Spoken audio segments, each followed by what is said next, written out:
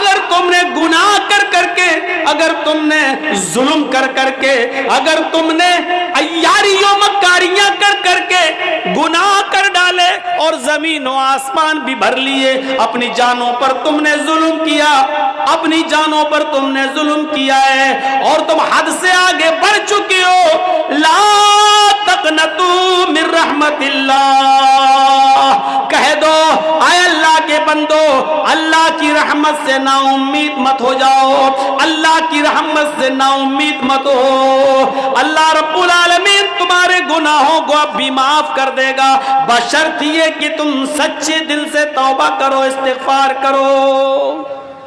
میرے بھائیو یاد رکھیے گا، میں نے خطبہ مسنونہ کے بعد جو آیت پڑھی ہے وہ اسی سے متعلق ہے، توبہ اور استغفار سے۔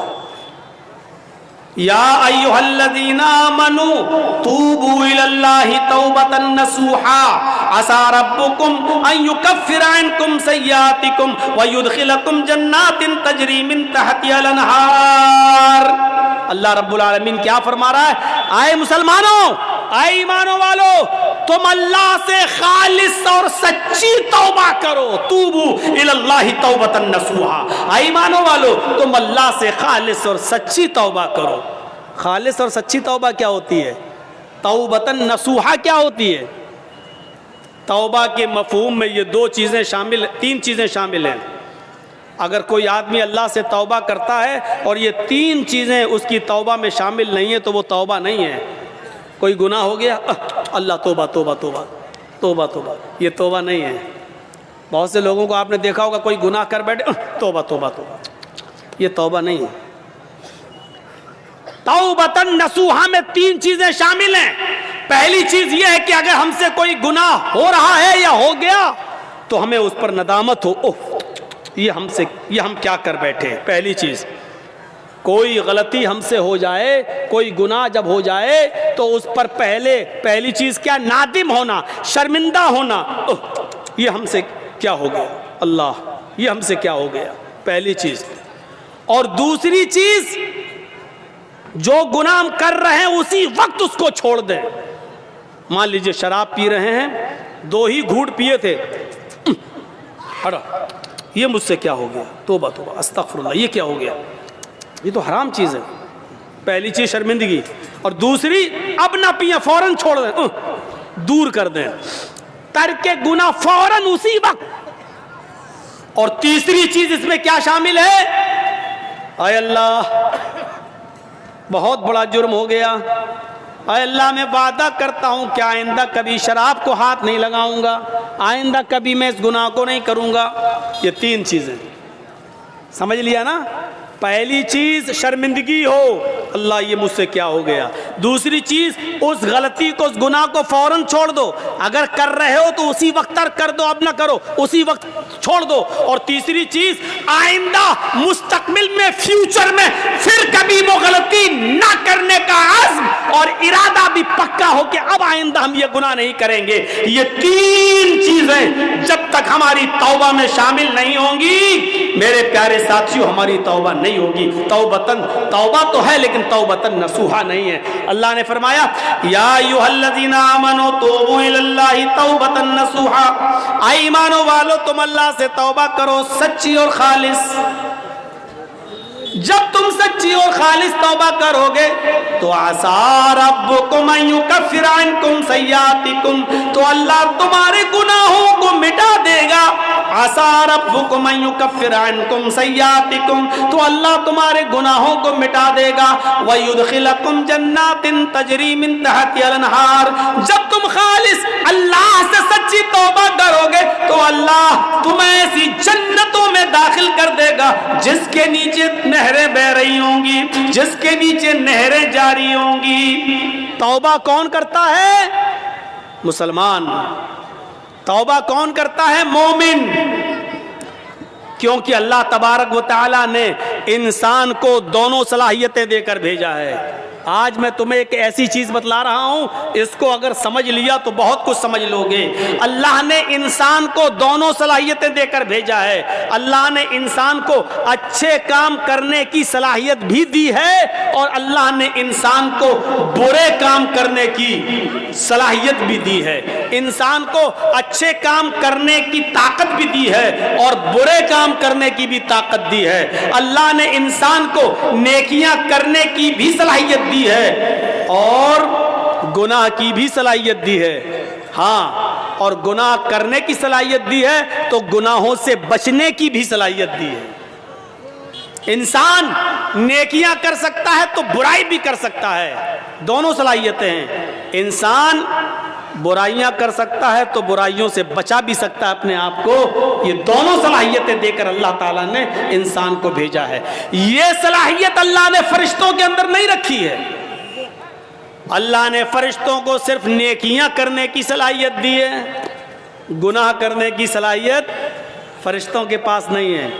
کسی فرشتے سے کہو جوا کھیل کے دکھاؤ تو کوئی فرشتہ جوا نہیں کھیل سکتا۔ کسی فرشتے کو کبھی آپ نے سنا ہے کہ اس نے شراب پی؟ نہیں پی سکتا۔ کیوں؟ کیونکہ اللہ تعالیٰ نے فرشتوں کو گناہ کرنے کی صلاحیت دی ہی نہیں ہے۔ اللہ نے انسان کو گناہ کرنے کی بھی صلاحیت دی اور نیکی کرنے کی بھی صلاحیت دی، اور یہی انسان کا کمال ہے۔ کمال جانتے ہو؟ انسان کے مکمل ہونے کی دلیل یہی ہے۔ فرشتے مکمل نہیں ہیں، انسان مکمل ہے۔ اسی لیے اللہ تعالیٰ نے انسان کا درجہ فرشتوں سے بھی بلند رکھا ہے، بلند فرشتوں سے بھی بلند رکھا ہے۔ کیوں؟ کیونکہ فرشتوں نے اللہ کو دیکھا، فرشتوں نے جنت دیکھی، فرشتوں نے جہنم دیکھی۔ فرشتوں نے تو جنت جہنم دیکھی ہے، اگر وہ اللہ کی ہر وقت عبادت کرتے ہیں تو یہ کوئی کمال نہیں ہے۔ کمال تو یہ ہے کہ ہم نے اور آپ نے اور مسلمانوں نے جنت نہیں دیکھی پھر بھی جنت میں جانے کی خواہش، جہنم نہیں دیکھی پھر بھی جہنم سے بچنے کی خواہش، جہنم نہیں دیکھی پھر بھی دعا کرتے ہیں ربنا آتنا فی الدنیا حسنۃ وفی الآخرۃ حسنۃ وقنا عذاب النار۔ اے اللہ ہم کو دوزخ کے عذاب سے بچا لے۔ ہم نے اور آپ نے دوزخ جہنم نہیں دیکھی پھر بھی یہ دعا کرتے ہیں ربنا اصرف عنا عذاب جہنم ان عذابها کان غراما۔ اے اللہ جہنم کا عذاب ہم سے پھیر دے، جہنم کا عذاب ہم سے ہٹا لے۔ ان عذاب کانا غراما، تیرا عذاب بہت ہی زیادہ سخت اور چمٹنے والا ہے۔ یہ ہمیں اور آپ کو یہ دعا کرنا پڑتی ہے۔ کیوں؟ حالانکہ جہنم دیکھی نہیں ہے۔ ایک بوڑھا آدمی ہے اور وہ اندھا ہے۔ ایک اندھا آدمی جا رہا ہے اور راستے سے خوبصورت لڑکی چلی آ رہی ہے، خوبصورت، حسین و جمیل، بلا کی حسین و جمیل، لیکن ایک اندھا نوجوان جا رہا ہے، اس بیچارے کو لڑکی دکھائی نہیں دے رہی ہے۔ اس میں اس اندھے کا کیا کمال ہے؟ اب وہ اندھا اس لڑکی کو دیکھ ہی نہیں پا رہا ہے، اس کے حسن و جمال کو دیکھ ہی نہیں پا رہا ہے، تو اس میں اندھے کا کیا کمال ہے؟ اگر اندھا اس لڑکی کو نہیں چھیڑتا ہے، یا اندھا اس لڑکی کے قریب نہیں جاتا ہے، یا اس لڑکی سے کچھ گفتگو نہیں کرتا ہے اور اس لڑکی کو نہیں دیکھ رہا، تو اس میں اندھے کا کیا کمال ہے بھائی؟ اس کو تو دکھتا ہی نہیں ہے۔ کمال تو اس نوجوان کا ہے جو پوری طریقے سے جوان ہو چکا ہے اور سامنے سے خوبصورت لڑکی آ رہی ہے، بلا کی حسینہ ہے، اس کی نظریں اٹھیں لیکن اس نے اپنے نگاہوں کو نیچا کر لیا، فوراً نگاہ کو جھکا لیا، باوجود اس کے کہ آنکھیں تھیں، باوجود اس کے کہ اس لڑکی کو دیکھ سکتا تھا، باوجود اس کے کہ یہ اس لڑکی سے باتیں کرنے پر قادر تھا، طاقت تھی اس کے پاس سب کچھ، لیکن اس کے باوجود اس نے اپنے آپ کو بچایا اور نظریں نیچی کر لی۔ یہ ہے انسان کا کمال کہ طاقت ہونے کے باوجود دیکھنے کی نہیں دیکھ رہا ہے۔ یہ ہے کہ اس لڑکی کے پاس جا سکتا تھا لیکن نہیں جا رہا ہے، طاقت ہونے کے باوجود اس اپنے آپ کو بچا رہا ہے۔ یہ ہے کمال میرے بھائیوں۔ اسی لیے میدان محشر میں قیامت کے دن جو لوگ عرش الہی کے سائے میں ہوں گے، جو لوگ قیامت کے دن جن کو عرش الہی کا سایہ نصیب ہوگا، ان لوگوں میں ایک شخص وہ بھی ہوگا، ان لوگوں میں ایک شخص وہ بھی ہوگا میرے بھائیوں، جس کو دنیا میں کسی خوبصورت لڑکی نے بلایا، رجل طلبت امرأۃ ذات منصب و جمال فقال انی اخاف اللہ، جس کو خوبصورت لڑکی نے گناہ کرنے کی دعوت دی کہ آؤ، اس کے پاس وقت بھی ہے، اس کے پاس پیسہ بھی ہے، اس کے پاس ٹائم بھی ہے، اس کو کوئی لڑکی حسین و جمیل دعوت نظارہ بھی دے رہی ہے، اس کو غلط کام کے لیے بلا بھی رہی ہے، اور اس کو سارے موقع بھی فراہم کر رہی ہے، اس کے پاس بھی موقع، اس کے پاس بھی موقع، اس کے پاس بھی ٹائم ہی ٹائم، اس کے پاس بھی ٹائم ہی ٹائم، زنا کی طاقت ہونے کے باوجود اور سارے اسباب ہونے کے باوجود، سارے راستے کھلے ہوئے ہونے کے باوجود بھی میرے بھائیوں، اس آدمی نے اس لڑکی سے کہہ دیا انی اخاف اللہ، تم اپنا گھر جاؤ، تم اپنا راستہ دیکھو، میں اپنا راستہ دیکھتا ہوں، مجھے اللہ سے خوف ہے، میں اللہ سے ڈرتا ہوں، میں تمہارے قریب نہیں آ سکتا، میں تمہاری بہکی بہکی باتوں کا شکار نہیں ہو سکتا، انی اخاف اللہ، مجھے اللہ کا ڈر ہے، میں تیرے قریب نہیں آؤں گا۔ جس نے اللہ کا خوف دکھایا اور اس لڑکی کو دھکا دے دیا، نہیں مجھے تم سے دوری اختیار کرنا، موقع ہونے کے باوجود، لڑکی کی پرمیشن ہونے کے باوجود، لڑکی کی اجازت ہونے کے باوجود اس نے اس کو ہٹایا اور اللہ سے ڈرتے ہوئے اپنے آپ کو بچا لیا۔ یہ ہے کمال، ایسا انسان قیامت کے دن عرش الہی کے سائے میں ہوگا، جب قیامت کے دن اور کوئی دوسرا سایہ نہیں ہوگا۔ میرے بھائیوں، فَأَلْهَمَهَا فُجُورَهَا وَتَقْوَاهَا، ہم نے انسان کو دونوں صلاحیتیں دے کر بھیجا ہے، انسان کو گناہ کی طاقت بھی دی ہے اور نیکیوں کی طاقت بھی دی ہے، انسان نیکی کا کام بھی کر سکتا ہے اور گناہ کا کام بھی کر سکتا ہے، لیکن کمال تو یہ ہے کہ گناہ کرنے پر طاقت ہونے کے باوجود گناہ نہ کرے۔ فرشتے گناہ کر ہی نہیں سکتے کیونکہ گناہ کی طاقت ہی نہیں ہے، اور ہم اور آپ گناہ کر سکتے ہیں، گناہ کی طاقت ہونے کے باوجود ہم گناہ نہ کریں، تو یہ ہے کمال۔ اور اسی لیے انسان کا درجہ اللہ رب العالمین نے فرشتوں سے بھی بلند کر دیا۔ کیوں؟ کیونکہ اس کے اندر گناہ کی طاقت تھی، لیکن اس کے باوجود اس نے اپنے آپ کو بچا لیا۔ یہ کرامن کا یہ فرشتے جو ہیں کرامن کاتبین جو ہمارے کاندھوں پر رہتے ہیں، مجال ہے کبھی کسی لڑکی کے ساتھ زنا کر لیں، اللہ نے یہ طاقت دی نہیں ہے ان کو۔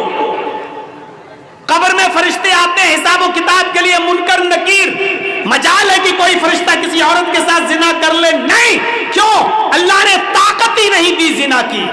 زنا کی طاقت انسان کے پاس ہے، اور طاقت ہونے کے باوجود اپنے آپ کو زنا سے بچا لے، یہ ہے فرشتوں سے بھی بڑا کام، یہ ہے بڑا دل گردے کا کام۔ اور جس نے اس کام کو اب کر لیا، انجام دے لیا، طاقت ہونے کے باوجود اپنے آپ کو بچا لیا، میرے بھائیوں، اس کا مقام و مرتبہ فرشتوں سے بلند ہے، فرشتوں سے بلند۔ وَيُدْخِلَكُمْ جَنَّاتٍ تَجْرِي مِن تَحْتِهَا الْأَنْهَارُ، اللہ ایسی جنتوں میں تمہیں داخل کرے گا جس کے نیچے نہریں بہ رہی ہیں۔ آؤ ایک اور نظریے سے سمجھو،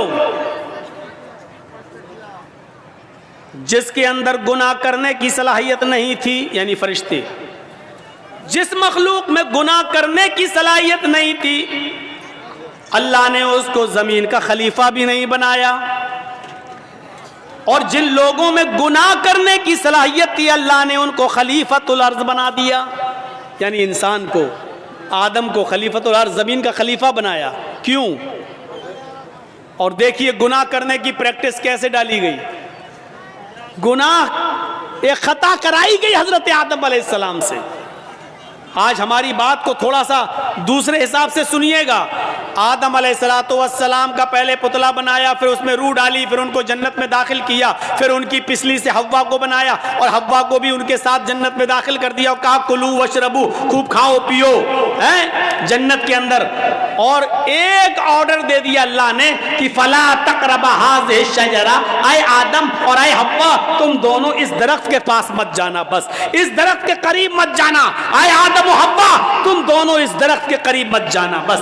دیکھیے اللہ کو تو معلوم ہی تھا کہ آدم و حوا اس درخت کے قریب جائیں گے. اللہ نے تو پہلا انتظام ہی کر لیا تھا، دنیا رچانا تھی، دنیا بسانا تھی، اس لیے اللہ کے علم میں پہلے ہی تھا. اس لیے اللہ رب العالمین نے ڈائریکٹ آدم سے گناہ نہیں کرایا، بلکہ شیطان کو بھیجا، شیطان نے انہیں بہکایا اور آدم و حوا دونوں کو درخت کے قریب لے گیا حوا کے کہنے پر کہ کھا لو، یہ تو ہمارا ہمدرد ہے. شیطان نہیں، یہ تو ہمارا ہمدرد ہے. اور اس کے بہکانے میں آ کر آدم و حوا دونوں نے وہ پھل کھا لیا. بس یہی خطا حضرت آدم اور حوا سے ہوئی نہیں بلکہ کرائی گئی، غلطی ان سے کرائی گئی. اور اللہ کو پہلے معلوم تھا. جیسی آدم و حوا دونوں نے اس درخت کے پھل کو کھایا، جنتی لباس ان کے جسم سے اتر گیا. انہوں نے بڑے بڑے پتوں سے، درخت کے بڑے بڑے پتوں سے، جنت کے درختوں کے پتوں سے اپنا جسم چھپایا. یہ انسان کی فطرت ہے، یہ انسان کی فطرت ہے. آج آپ دیکھ سکتے ہو علاقوں میں گھوم گھوم کر کہ کون کس پوزیشن میں رہتا ہے. میرے بھائیوں، آدم کی بیوی ہے حوا اور میاں بیوی میں کوئی پردہ نہیں ہے، لیکن اس کے باوجود جب جنتی لباس دونوں کے جسم سے اترا تو انہوں نے جنت کے درختوں کے بڑے بڑے پتوں سے اپنے سطر کو چھپایا، اپنے شرمگاہ کو، اپنے سطر کو چھپایا. یعنی سطر چھپانا یہ انسان کی فطرت میں داخل ہے. میرے پیارے ساتھیوں، پھر اللہ رب العالمین نے دونوں کو جنت سے باہر کر دیا. اے آدم و حوا دونوں نے آج میری نافرمانی کی ہے، اب تم دونوں کے لیے جنت حرام ہے، اب تم دونوں یہاں سے نکلو. اللہ چاہتا تو اس غلطی کی بنا پر جہنم میں ڈال سکتا تھا، لیکن نہیں، چونکہ اللہ کو دنیا بسانا تھی، اللہ کو دنیا رچانا تھا، اللہ کو دنیا میں بھیجنا تھا، اس لیے آدم و حوا دونوں کو دنیا میں بھیج دیا. اب جاؤ. اب سنو، غلطی تو ہوئی اور غلطی بھی مخلوق ہے اور مخلوق کا خالق اللہ رب العالمین ہے. دنیا میں کوئی ایسی بیماری پیدا ہی نہیں ہوئی کہ اللہ نے بیماری پیدا کی ہو اور اس کا علاج نہ اتارا ہو. کوئی بیماری دنیا میں ایسی ہے ہی نہیں جس کا علاج نہ اتارا ہو، الا الموت، موت کے علاوہ. اب آپ کہو مولانا کیا بات کرتے ہو، کینسر کا کوئی علاج نہیں ہے. انسان کی عقل ابھی وہاں تک نہیں پہنچی ہے. کل تک ٹی بی کا علاج نہیں تھا، لیکن آج ٹی بی کا علاج آ گیا کہ نہیں آ گیا. کل تک بہت سی بیماریوں کا علاج نہیں تھا، لیکن آج پاسبل ہو گیا ہے. ہو سکتا ہے کل انسان کا علم اس کو کینسر کی کھوج میں بھی کامیاب کر دے اور کینسر کا علاج بھی انسان ڈھونڈ لے. صرف موت کے ہر چیز اور ہر بیماری کا علاج اللہ نے اتارا ہے. تو میرے بھائیوں، اگر اللہ نے بیماری اتاری تو اللہ نے اس کا علاج بھی اتارا ہے. اسی طریقے سے اگر اللہ نے خطا اور غلطی کو پیدا کیا ہے، اللہ نے گناہ کو اگر پیدا کیا ہے تو گناہ کا علاج بھی توبہ اور استغفار کی شکل میں بتایا ہے. اگر بیماری ہے تو اس کا علاج بھی ہے. اگر گناہ پیدا کیا ہے تو گناہ کا تریاق اور گناہ کا علاج بھی بتایا ہے، اور وہ کیا ہے؟ توبہ اور استغفار. اسی لیے آدم اور حوا دونوں کو جب جنت سے بھیج دیا گیا دنیا میں، تو آدم و حوا سے جب یہ خطا ہوئی تو آدم و حوا نے اپنی اس خطا کا، اپنی اس بیماری کا، اپنی اس گناہ کا اور اس غلطی کا اقرار بھی کیا اور اس کا علاج اس طریقے سے کیا.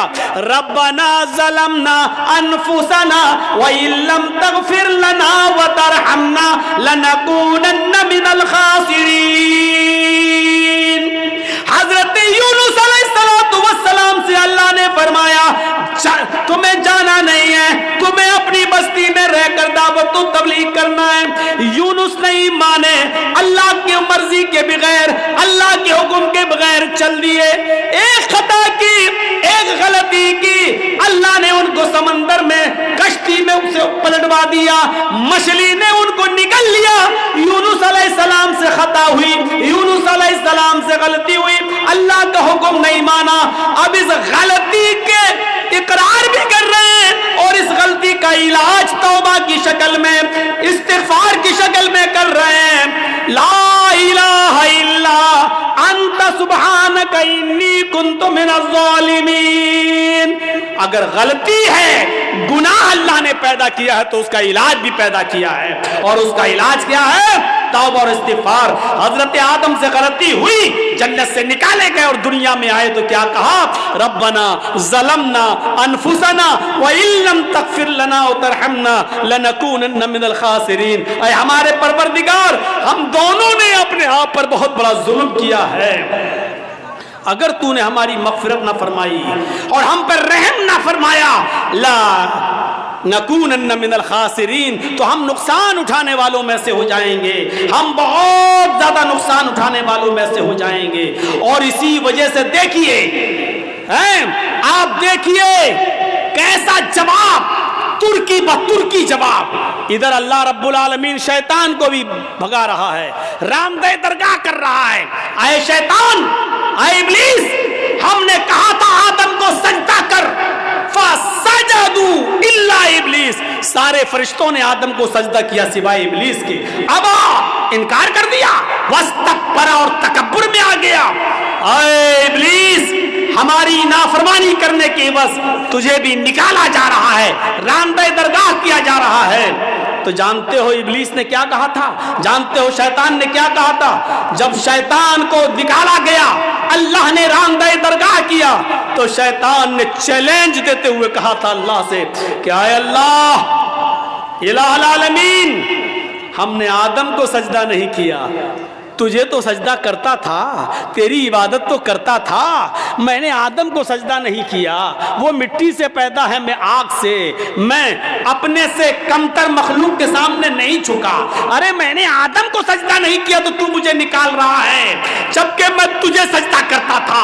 روئے زمین پر, پوری کائنات پر 4 انگلی کے برابر بھی کوئی جگہ ایسی خالی نہیں جہاں شیطان نے اللہ کو سجدہ نہ کیا ہو. اتنا سجدہ کرتا تھا وہ اللہ کو, اتنی عبادت کرتا تھا اللہ کی, لیکن ایک بات نہیں مانی, آدم کو سجدہ کرو, نہیں کیا اس نے.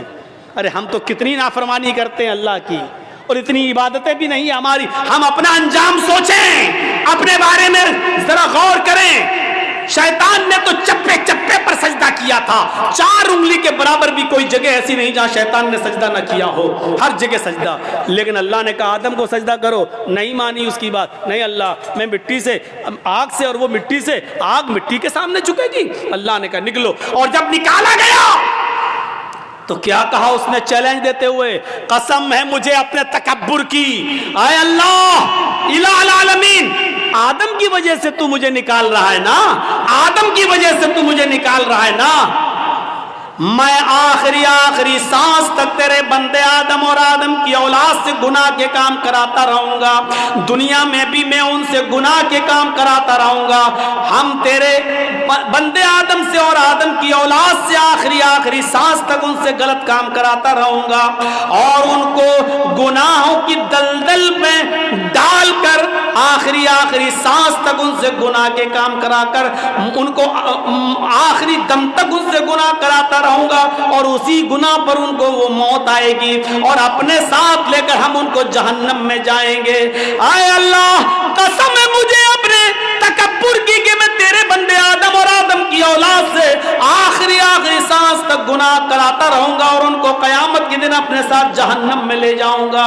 تو ادھر اللہ نے اس کے چیلنج کو قبول کرتے ہوئے ترکی بترکی جواب دیا, اے ابلیس, جا تو میرے بندے کو آخری وقت تک بہکا, جا تو آدم کی اولاد سے آخری وقت تک گناہ کے کام کرا, جا, میں تجھے اجازت دیتا ہوں, آخری وقت تک تو میرے بندوں کو بہکاتا رہے اور ان سے گناہ کے کام کراتا رہے, اور تو ان کو اپنے اپنے ساتھ جہنم میں لے جاتا رہے، جہاں مجھے تیرا یہ چیلنج قبول ہے، لیکن قسم ہے مجھے بھی اپنے عزت و جلال کی، میں بھی اپنے بندے کے آخری وقت تک کی توبہ کو قبول کرتا رہوں گا، میں اپنے بندے کے آخری وقت تک کے گناہ کو معاف کر دوں گا اگر اس نے سچی اور خالص توبہ کی، یعنی توبۃ نصوحا، اگر میرے بندے نے خالص اور سچی توبہ کی تو میں اپنے بندے کی اس توبہ کو قبول کر کے اور آخری وقت تک کے گناہ کو معاف کر کے اپنے بندوں کو جنت میں داخل کرتا رہوں گا۔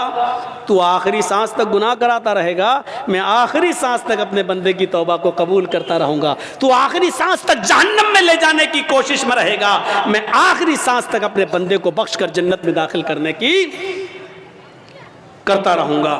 میرے بھائیوں، ترکی بترکی جواب، اس لیے توبہ اور استغفار کرو۔ کیا لگتا ہے آپ کو اتنا سا جملہ کہنے میں؟ گناہ اللہ نے اتارا ہے تو اس کا علاج توبہ اور استغفار بھی اتارا ہے۔ کوئی گناہ ہو جائے فوراً کہو استغفر اللہ ربی من کل ذنب واتوب الیہ، اور اڑتے بیٹھتے چلتے پھرتے یہ جملہ پڑھتے رہو۔ کتنا سا جملہ ہے یار، استغفر اللہ ربی من کل ذنب واتوب الیہ، اڑتے پھرتے چلتے پھرتے کھاتے پیتے جملے پڑھتے رہو۔ استغفر اللہ ربی، میں مغفرت طلب کرتا ہوں اللہ کی، استغفر اللہ، میں اللہ سے مغفرت طلب کرتا ہوں جو میرا رب ہے، من کل ذنب، ہر گناہ سے، واتوب الیہ، اور اسی سے توبہ کرتا ہوں، اسی کی طرف رجوع ہوتا ہوں۔ یہ ایسی دعا ہے کہ خود اللہ کے نبی صلی اللہ علیہ وسلم یہ دعا پڑھا کرتے تھے اور کہا کرتے تھے، لوگوں استغفروا ربکم وانی لاستغفر اللہ فی اليوم 100 مرہ، اے لوگوں تم اپنے رب سے مغفرت مانگا کرو، اے لوگوں تم اپنے رب سے مغفرت طلب کیا کرو، انی لاستغفر اللہ فی اليوم 100 مرہ، محمد رسول اللہ کا یعنی میرا حال یہ ہے کہ میں ایک دن میں 24 گھنٹے میں صبح اور شام میں 100 سے زیادہ بار اللہ سے مغفرت طلب کرتا ہوں، اللہ سے استغفار کرتا ہوں۔ میرا حال یہ ہے کہ میں 100 سے زیادہ بار اللہ سے مغفرت طلب کرتا ہوں۔ اللہ تعالیٰ نے اپنے نبی محمد رسول اللہ کو حکم دیا وَقُلْ رَبِّ اغْفِرْ وَارْحَمْ وَأَنْتَ خَيْرُ الرَّاحِمِينَ، وَقُلْ رَبِّ اغْفِرْ، اے محمد صلی اللہ علیہ وسلم کہہ دو، یہ کہتے رہو رب اغفر، اے اللہ میری مغفرت فرما، وارحم، میرے اوپر رحم فرما، وَأَنْتَ خَيْرُ الرَّاحِمِينَ، اور تو بہت زیادہ رحم کرنے والا ہے۔ میرے بھائیوں، ان جملوں کو ادا کرتے رہیے۔ اللہ کے نبی بھی کہتے تھے وَإِنِّي لَأَسْتَغْفِرُ اللَّهَ فِي الْيَوْمِ 100 مرہ، اللہ کے نبی بھی کہا کرتے تھے استغفر اللہ ربی من کل ذنب واتوب الیہ، یہ مغفرت طلب کرنا بہت ضروری ہے۔ اور جانتے ہو مغفرت کے فائدے کیا ہیں؟ مغفرت کے فائدے کیا ہیں؟ حضرت نوح علیہ السلام نے اپنی قوم سے کہا تھا جب قحط پڑ گیا، بہت زیادہ سوکھا پڑ گیا، تو اپنی قوم کے لوگوں سے کہا تھا، کیا کہا تھا؟ وَاسْتَغْفِرُوا رَبَّكُمْ إِنَّهُ كَانَ غَفَّارًا، اے میری قوم کے لوگوں اپنے رب سے مغفرت طلب کرو، اے میری قوم کے لوگوں اپنے رب سے مغفرت طلب کرو۔ يُرْسِلِ السَّمَاءَ عَلَيْكُمْ مِدْرَارًا، جب تم اپنے رب سے مغفرت طلب کرو گے تو اللہ رب العالمین آسمان سے بارشیں برسائے گا۔ یہ جو قحط پڑ گیا ہے، جو سوکھا پڑ گیا ہے، اللہ رب العالمین آسمان سے تمہارے اوپر بارشیں برسائے گا اگر تم مغفرت طلب کرو گے، استغفار کرو گے تو۔ یرسل السماء علیکم مدرارا، اللہ رب العالمین تمہاری اوپر آسمان سے بارش برسائے گا۔ وَيُمْدِدْكُمْ بِأَمْوَالٍ وَبَنِينَ، اور اللہ رب العالمین تمہیں اولادیں دے گا اور مال سے نوازے گا۔ وَيُمْدِدْكُمْ بِأَمْوَالٍ وَبَنِينَ، اللہ تمہیں مال بھی دے گا اور اولادیں بھی دے گا۔ یعنی اگر کسی کا مال رزق میں کمی آ گئی ہے، مال و دولت میں کمی آ رہی ہے، برکتیں نہیں ہو رہی ہیں، تو غور کرو کہ اس کے گناہ بڑھ گئے ہیں، مغفرت طلب کرو، اللہ سے استغفار کرو گے تو اللہ تمہیں مال بھی دے گا، وہ بنین، اور تمہیں اولادیں بھی دے گا، وَيَجْعَلْ لَكُمْ جَنَّاتٍ وَيَجْعَلْ لَكُمْ أَنْهَارًا، اور تمہیں باغات عطا فرمائے گا اور چشمے جاری کرے گا، تمہیں نہریں عطا فرمائے گا، یعنی مغفرت طلب کرو گے تو یہ نعمتیں اللہ رب العالمین تمہیں دے گا۔ حضرت عمر فاروق کے زمانے میں قحط پڑ گیا، حضرت عمر فاروق کے زمانے میں قحط پڑ گیا، لوگوں نے کہا امیر المومنین چلیے نماز استسقاء پڑھیے، اللہ سے ہمارے لیے دعا کیجئے کہ اللہ رحمت کی بارش فرمائے، سوکھا پڑا ہوا ہے، بچے بھوکے مرنے لگے، حالات بہت خراب ہیں، اے امیر المومنین جنگل کی طرف نکلیے اور اللہ سے بارش طلب کیجئے، نماز استسقاء پڑھیے۔ اللہ حضرت عمر فاروق رضی اللہ تعالیٰ عنہ تمام لوگوں کو لے کر نکلے، تمام لوگوں کو لے کر جنگل میں نکلے، نماز استسقاء پڑھی اور صرف آسمان پر ہاتھ بلند کر کے اتنا فرمایا، اے اللہ نستغفر اللہ نستغفر اللہ، اللہ ہم سب استغفار کرنے آئے ہیں، ہم سب مغفرت طلب کرنے آئے ہیں۔ حضرت عمر نے یہ نہیں کہا اللہ تو میرے اوپر رحمت کی بارش فرما، یہ نہیں کہا کہ اللہ تو ہمارے اوپر رحمت کی برکھا فرما، ایک قطرہ پانی کا نہیں مانگا، حضرت عمر نے صرف یہ کہا اللہ میری مغفرت فرما، ہمارے ساتھ جتنے لوگ آئے ہیں اللہ ان سب کی مغفرت فرما دے، اے اللہ ہمارے گناہوں کو بخش دے، اے اللہ ہماری مغفرت فرما دے۔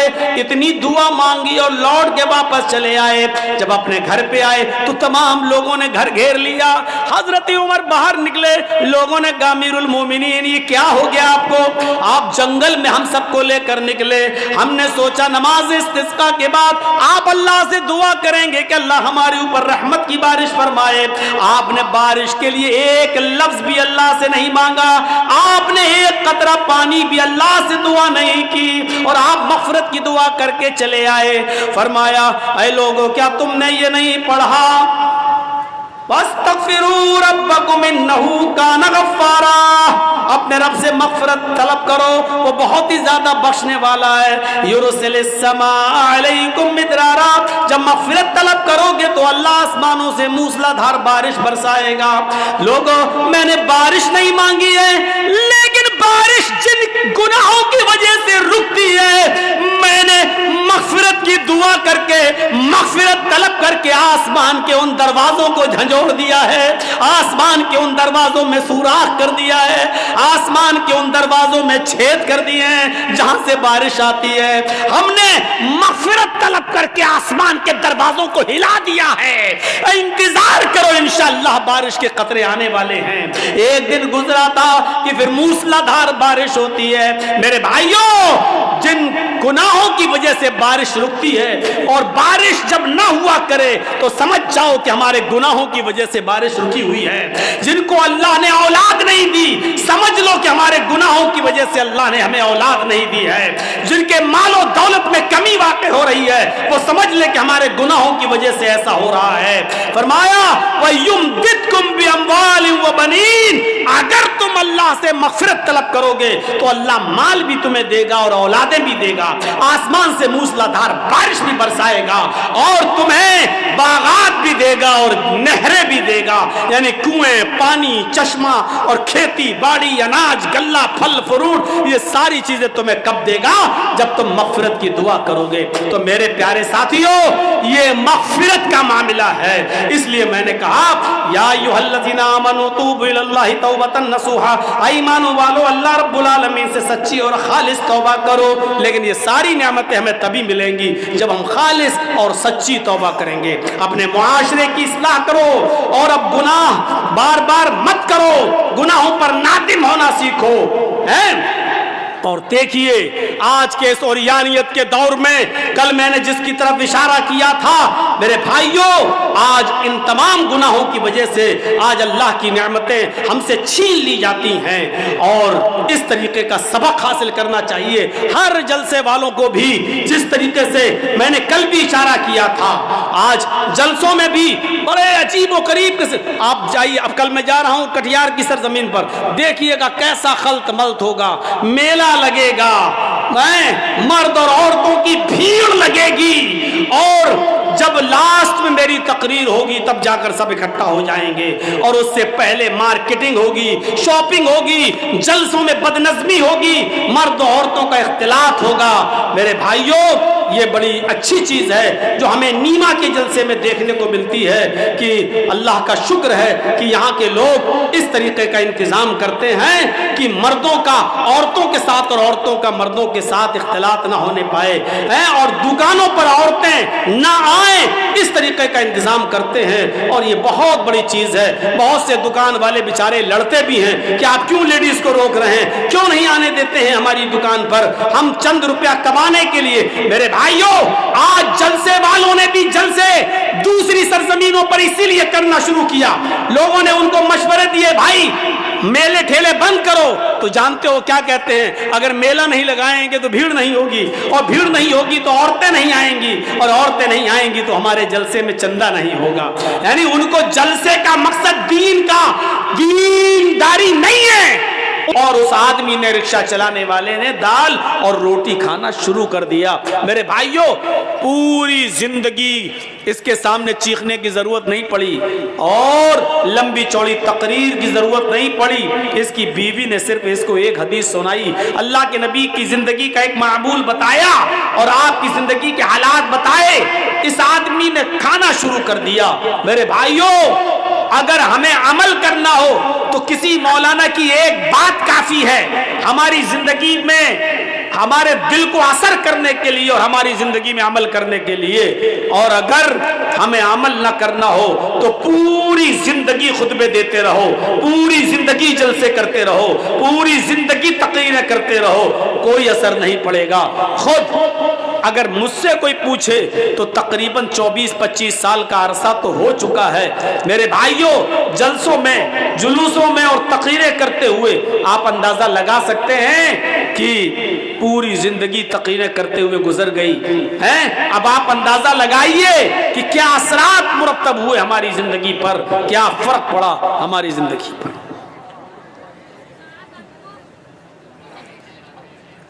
ابو الحاکم حمید الدین قریشی کا نام سنا ہوگا۔ ابو الحاکم حمید الدین، جس کے باپ کا نام تھا بہاؤالدین قریشی، کیچ اور مروان کا حکمراں تھا،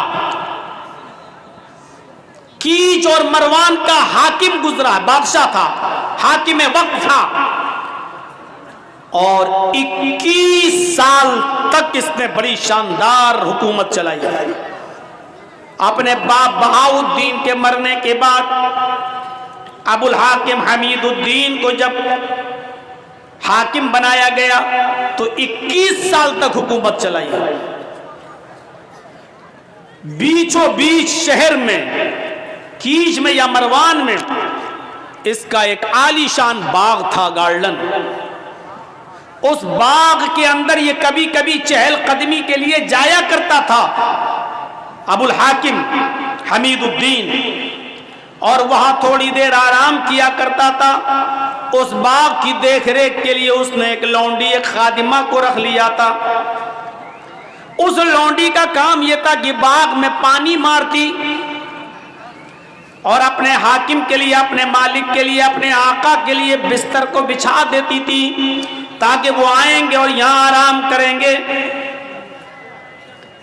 ایک دن ابو الحاکم حمید الدین باغ میں گیا، اس نے دیکھا کہ جس بستر پر میں آرام کرتا ہوں اس بستر پر لونڈی سو رہی ہے، میری خادمہ سو رہی ہے۔ بھائی اس نے دیکھا لونڈی جو تھی، اس کی خادمہ جو تھی، اس نے سوچا کہ ہم روزانہ اس کا بستر بچھاتے ہیں، نرم گرم بستر، پھول بھی اس پر ڈالتے ہیں، دیکھیں اس نرم گرم بستر پر تھوڑی دیر لیٹ کر دیکھتے ہیں امیروں کا بستر کیسا ہوتا ہے، حاکم وقت کا بستر کیسا ہوتا ہے، دیکھیں اس پر لیٹنے میں کیسا محسوس ہوتا ہے۔ اس ابو الحاکم نے حمید الدین کے بستر پر یہ تھوڑی دیر کے لیے لیٹ گئی۔ یہ سوچ کر کہ دیکھیں بستر کیسا ہوتا ہے. جیسی وہ لیٹی اور اس کو نیند آ گئی. ابو الحاکم حمید الدین کے بستر پر جب یہ لونڈی لیٹتی ہے تو اس کو نیند آ گئی، اور جیسی نیند آئی حمید الدین وہاں پہنچ جاتا ہے. اس نے دیکھا کہ میرے بستر پر یہ لونڈی لیٹی ہوئی ہے. اس نے چابک اٹھایا، اس نے کوڑا نکالا اور اس نے ایک کوڑا اپنی لونڈی کو مار دیا. کوڑا چمڑے کا ہوتا تھا، لکڑی میں، ڈنڈے میں، لاٹھی میں چمڑے کا چمڑا لگا رہتا تھا، اور چمڑے کا ایک کوڑا بڑی تیز لگتا ہے. اس نے اس کی پیٹھ پر مارا. اس لونڈی نے اس چمڑے کے کوڑے کی تکلیف محسوس کی اور اٹھ جاتی ہے. اٹھتی اور سیدھے اپنے کپڑوں کو سمیٹتی اور سیدھے کھڑی ہو جاتی ہے اور کہتی ہے سوری، مجھے معاف کر دیجئے، میں اس بستر پر سونا نہیں چاہتی تھی، میں تو صرف لیٹ کر دیکھنا چاہتی تھی کہ دیکھیں اس بستر پر کیسا لگتا ہے. جس بستر پہ آپ روزانہ آرام کرتے ہیں، میں یہ دیکھنا چاہتی تھی کہ اس بستر پر لیٹنے میں کیسا محسوس ہوتا ہے. میں جیسے ہی لیٹی مجھے نیند آ گئی، مجھے معاف کر دو. ابو الحاکم نے کہا حمید الدین نے، نہیں، سزا ملے گی. تیری ہمت کیسے ہوئی اس بستر پر لیٹنے کی؟ اپنے آقا کے، اپنے مالک کے بستر پر ایک معمولی اور 2 کوڑی کی لڑکی تو لیٹے گی اس پر؟ اس نے اس لڑکی کو، اس لونڈی کو کھڑا کر دیا. ایک کوڑا تو مار چکا تھا اس نے، ایک ایک کر کے 9 کوڑے اور مارے. دوسرا کوڑا مارا، اس لونڈی کی کھال چھل گئی. تیسرا کوڑا مارا، کھال اور پھٹ گئی. چوتھا کوڑا مارا، پوری چمڑی لال پڑ گئی. 5واں کوڑا مارا، خون گرنے لگا. چھٹا اور 7واں کوڑا بھی مارا، خون کے قطرے اب زمین کے اوپر گرنے لگے اور اس لونڈی کے کپڑے لال ہونے لگے. لیکن اس لونڈی نے ہمت باندھ لی. یہ ایک ایک کوڑا مارتا جاتا اور وہ مسکراتی جاتی. اس نے ایک اور کوڑا مارا، وہ اور تیز مسکرائی. اس نے ایک اور کوڑا مارا تو وہ اور تیز مسکرائی. جب یہ 10 کوڑے مار چکا تو کہنے لگا، اے لونڈی، میں تجھے سزا دینے کے لیے مار رہا ہوں، تجھے تکلیف دینے کے لیے تجھ پر چوٹ کر رہا ہوں، اور کوڑے پہ کوڑا برسا رہا ہوں اور تو ہے ہنس رہی ہے. کیا بات ہے، تجھے تکلیف نہیں ہو رہی ہے؟ اس لونڈی نے جواب دیا کہ مجھے تکلیف تو بہت ہو رہی ہے، ہر کوڑے کی تکلیف مجھے ہو رہی ہے، ہر کوڑے کی تکلیف مجھے ہو رہی ہے، لیکن میں مسکرا رہی ہوں. ابو الحاکم حمید الدین نے پوچھا، تم کیوں مسکرا رہی ہو؟ اس نے کہا، میں اس لیے مسکرا رہی ہوں کہ کچھ سوچ رہی ہوں. حمید الدین نے پوچھا، کیا سوچ رہی ہے؟ میں تکلیف دینے کے لیے مار رہا ہوں اور تو مسکرا رہی ہے، اور کہہ رہی ہے تکلیف ہو رہی ہے پھر بھی مسکرا رہی ہے. کہاں؟ دیکھ یہ خون کے قطرے، دیکھ یہ زمین پر ٹپکنے والا لہو، دیکھ میری پیٹھ جو چھل چکی ہے، کھال پھٹ گئی، دیکھ تکلیف نہیں ہو رہی تو یہ سب کیسے ہوا؟ لیکن اس کے باوجود میں کچھ اور سوچ کے ہنس رہی ہوں. ابو الحاکم حمید الدین نے پوچھا، وہی تو میں سننا چاہتا ہوں، کیا سوچ کے ہنس رہی ہے؟ اس نے کہا، میں یہ سوچ کر ہنس رہی ہوں کہ تھوڑی دیر تیرے بستر پر لیٹ گئی تو تیری عدالت میں مجھے یہ سزا ملی، تھوڑی دیر میں تیرے بستر پر سو گئی، تھوڑی دیر میں نے آرام کر لیا تو تیری عدالت میں مجھے یہ سزا ملی. میں تیرے بارے میں سوچ رہی ہوں کہ تو پوری زندگی عیش و آرام میں رہا ہے، تو پوری زندگی آرام سے سوتا ہے، تجھے تو کبھی تکلیف ہی نہیں ہوتی. جب تھوڑی دیر سونے میں تیری عدالت میں یہ تکلیف ہے، جب تھوڑی دیر آرام کرنے کی اور آرام سے سونے کی تیری عدالت میں یہ سزا ہے، تو اللہ کی عدالت میں اس آدمی کی سزا کیا ہوگی جو پوری زندگی عیش و آرام میں سوتا ہے، جس کو کبھی کوئی تکلیف نہیں پہنچتی، اس کی سزا اللہ کی عدالت میں کیا ہوگی؟ میں تیرے بارے میں سوچ رہی ہوں کہ اللہ کی عدالت میں تیری سزا کیا ہوگی. حمید الدین ابو الحاکم نے کوڑا زمین پر پھینکا. اس لونڈی سے کہا، جا میں نے تجھے آزاد کر دیا، جا آج کے بعد تو میری غلامی سے، میری लौंडियत से निकल गई, मैंने तुझे आजाद कर दिया, जा तुझे जहां जाना हो, आज के बाद तू मेरी लौंडी नहीं। और उसके बाद में हुकूमत छोड़ी, हुक्मरानी को खैराबाद कह दिया, इस्तीफा दे दिया और उलमा की सोहबत में चला गया।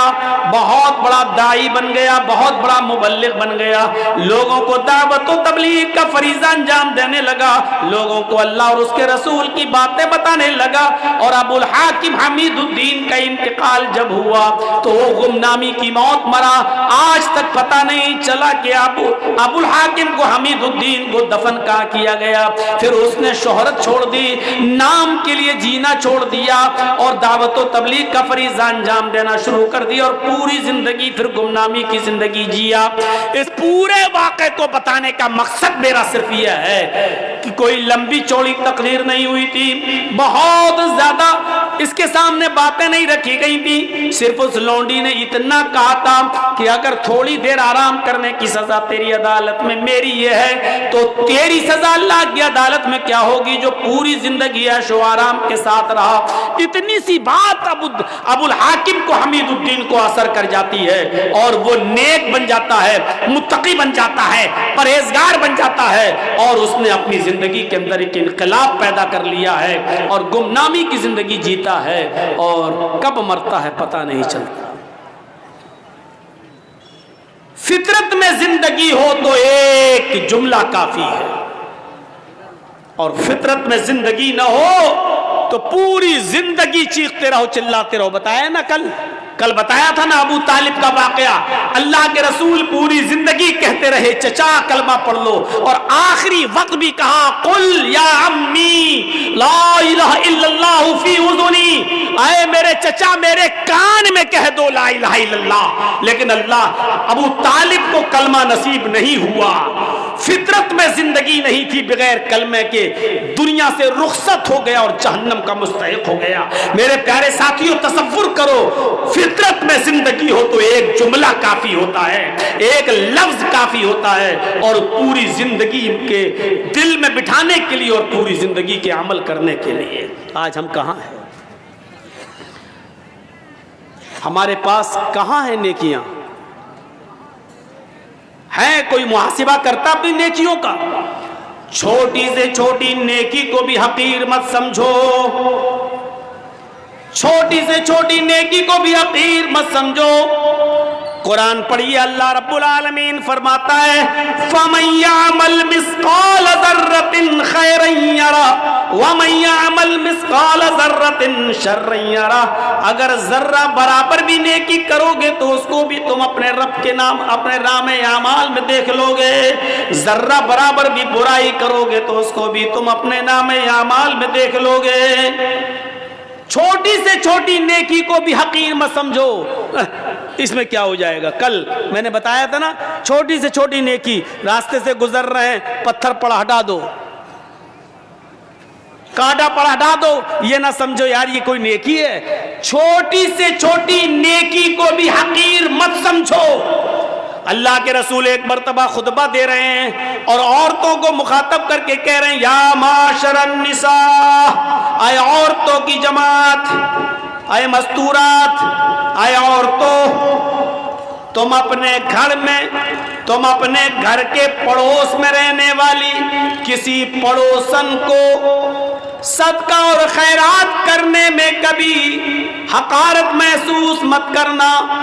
तुम अपने घर के पड़ोस में रहने वाली पड़ोसन को सदका और खैरात करो, अगरचे कुछ भी देने के लिए ना हो तो एक बकरी का खुर ही दे दिया करो। बकरी का खुर ही क्यों ना हो? बकरी का खुर, बकरी जिससे चलती है, ये पैरों का ये निचले वाला हिस्से को खुर कहा जाता है ना। ये अरब के अंदर सबसे घटिया चीज मानी जाती थी, सबसे कमतर चीज समझी जाती थी। तो अल्लाह के नबी सल्लल्लाहु अलैहि वसल्लम कह रहे हैं कि आए औरतों, अपने पड़ोसन को सदका और खैरात करो, अगरचे बकरी का खुर ही क्यों ना हो, बकरी का खुर भी तुम्हें देना पड़े तो दे दो, सदका और खैरात करो, दो तुम उनको, सदका और खैरात करो। इस नेकी को हकीर मत समझो। آئیے اور ایک اور روایت کی طرف میں تمہیں لے کے چلتا ہوں، بخاری کی روایت ہے، اللہ کے نبی صلی اللہ علیہ وسلم فرماتے ہیں فاتقوا النار ولو بشق تمرہ، ولو بشق تمرہ پر غور کرو،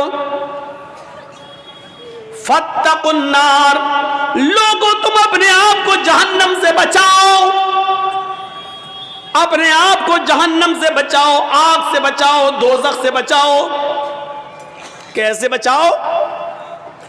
وَلَوْ بِشِقِّ تَمْرَةٍ، اگرچہ تمہیں کھجور کا ٹکڑا ہی دینا پڑے، اس کو بھی اللہ کے راہ میں صدقہ و خیرات کرو۔ کھجور تو بڑا ہو گیا، یہ کھجور ہے، یہ کھجور نہیں ہے تمہارے پاس، آدھا کھجور ہے یا اس کا ایک ٹکڑا ہے تمہارے پاس، چوتھائی حصہ، 1/4 ڈیٹ، 1/4 کھجور، ایک کھجور کا بھی چوتھائی حصہ ہے آپ کے پاس۔ اللہ کے نبی کہہ رہے ہیں کہ اگر وہ بھی تمہارے گھر پہ رکھا ہے، فاضل ہے، تو ولو بشق تمرہ، تو وہ بھی کسی نہ کسی غریب کو یا غریب کے بچے کو دے دو، کھلا دو اس کو، اپنے آپ کو جہنم سے بچاؤ۔ کھجور کے ٹکڑے کی حیثیت کیا ہے؟ کوئی آدمی کھجور کا ٹکڑا دے گا؟ پورا کھجور دے دے گا؟ اللہ کے نبی کہہ رہے ہیں کھجور تو چھوڑو، ولو بشق تمرہ، اگر تمہارے پاس کھجور کا ٹکڑا ہی ہو تو اس کو بھی دے دو۔ یعنی اس نیکی کو بھی حقیر مت سمجھو، ارے یار کیا ہے میرے پاس، یہ اس کا کیا ہو جائے گا، ایک کھجور کا ٹکڑا دیں گے تو اس کا کیا پیٹ بھر جائے گا بیچارے گا، کیا بھرے گا؟ نہیں، اللہ کے نبی اکسا رہے ہیں، ابھار رہے ہیں، اگر تمہارے پاس کھجور کا ٹکڑا ہو تو تم اس کو بھی صدقہ و خیرات کر کے اپنے آپ کو جہنم سے بچاؤ۔ فاتقوا النار ولو بشق تمرہ، اپنے آپ کو دوزخ سے، جہنم سے بچاؤ، اگرچہ تمہارے پاس کھجور کا ٹکڑا ہی کیوں نہ ہو، صدقہ و خیرات کرنے کے لیے کرو۔ وہ حدیث یاد ہے نا، بخاری کی، حضرت عائشہ فرماتی ہے کہ میرے پاس ایک مانگنے والی آئی، جاتنی سائلہ، میرے پاس مانگنے والی آئی، ومعہا صبیان، اس کے ساتھ 2 چھوٹے چھوٹے بچے تھے، مانگنے لگی، میرے پاس ایک کھجور تھی، میں نے وہ کھجور لا کر اس عورت کو دے دیا، اس کھجور نے اس کے 2 ٹکڑے کر دیے، ایک ٹکڑا اس بچے کو دے دیا، ایک ٹکڑا اس بچے کو دے دیا، ایک ٹکڑا اس بچے کو دے دیا، ایک ٹکڑا اس بچے کو دے دیا، اور اپنا خود نہیں کھایا، ان دونوں بچوں نے آدھی آدھی کھجور کھا لی اور چلی گئی وہ عورت اپنے بچے کو لے کر، بچوں کو۔ اللہ کے نبی صلی اللہ علیہ وسلم جب گھر میں آئے تو حضرت عائشہ نے پورا منظر بیان فرمایا، تو اللہ کے نبی صلی اللہ علیہ وسلم نے فرمایا وجبت علیہ الجنہ، عائشہ جو عورت اپنے بچوں کے کھانے پینے کی آزمائش میں مبتلا کر دی گئی، جو اپنے بچوں کی پرورش میں آزمائی گئی اور اس آزمائش میں پوری اترتی ہے، اس عورت کی اوپر جنت واجب ہے۔ یعنی اس عورت نے خود بھوکا رہ کر اپنے بچوں کو آدھی آدھی کھجور دے دی، اپنے بچوں کو ٹکڑے دے دیے کھجور کے، خود بھوکی رہ گئی، اللہ تعالیٰ نے اس عورت پر جنت واجب کر دی، یعنی اس عورت کی اوپر جنت فرض ہو گئی، جنت واجب ہو گئی۔ غور کیجئے، کھجور کا ایک کھجور تھی، حضرت عائشہ نے وہی دے دی۔ اب آپ کہو گے ایک کھجور میں کیا ہوتا ہے، نہ عورت کا پیٹ بھرا نہ بچوں کا، لیکن حضرت عائشہ نے ایک کھجور کی وہی دے دی۔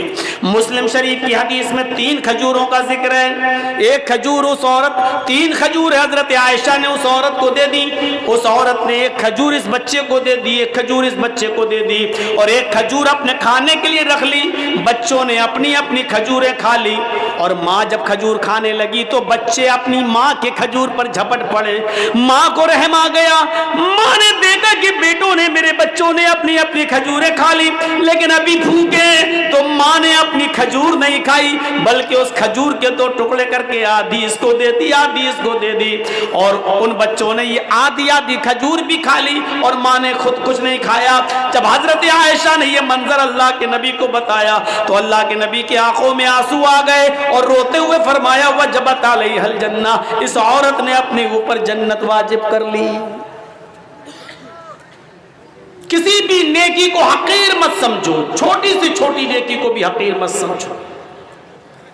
حضرت ابو بکر صدیق کے دور خلافت میں قحط پڑ گیا، قحط مطلب سوکھا، لوگوں کے پاس کھانے پینے کے لیے اناج نہیں ہے، غلہ نہیں ہے، سوکھا پڑ گیا، ابو بکر کا زمانہ ہے۔ حضرت عثمان غنی رضی اللہ تعالیٰ عنہ کے پاس ملک شام سے गल्ला लदा हुआ ऊंट आए थे जिस पर गल्ला लदा हुआ था, और ऊंट कितने थे? 1000 ऊंट। 100 नहीं, 10-20 नहीं, 100-200 नहीं, 1000 ऊंट था जिस पर अनाज लदा हुआ था, गल्ला लदा हुआ था। जब मदीने के ताजिरों को पता चला कि अब उस्मान गनी के पास 1000 ऊंट है गल्ले से लदे हुए, तो उनके पास आए और कहने लगे, आए उस्मान, क्या इन गल्ले को बेचोगे? हजरत उस्मान ने कहा, मुझे प्रॉफिट क्या दोगे, नफा क्या दोगे? फरमाया, आपके 10 रुपए का माल हम 12 रुपए में लेने के लिए तैयार हैं। 10 दिरहम का माल 12 दिरहम में लेने के लिए तैयार हैं। हजरत उस्मान ने फरमाया, फिर छोड़ो, मुझे इससे भी ज्यादा प्रॉफिट मिल रही है। कहा कि अच्छा 13 ले लो, आपका हर 10 दिरहम के माल पर 13 दिरहम हमसे ले लो, हम उसको बेचेंगे जितना चाहेंगे, कहत पड़ा हुआ है, सूखा पड़ा हुआ है, हमारा माल तो बिकी जाएगा, आप 10 के दिरहम पर 13 दिरहम ले लो। हजरत उस्मान कहते हैं, मुझे इससे भी ज्यादा मिल रहा है। और लास्ट में बोली लगती है, आए उस्मान, हम 10 का माल 15 दिरहम में लेने के लिए तैयार हैं। हजरत उस्मान कहते, रहने दो, 10 दिरहम पर तुम 15 दिरहम दोगे, लेकिन मुझे इससे भी ज्यादा प्रॉफिट मिल रही है।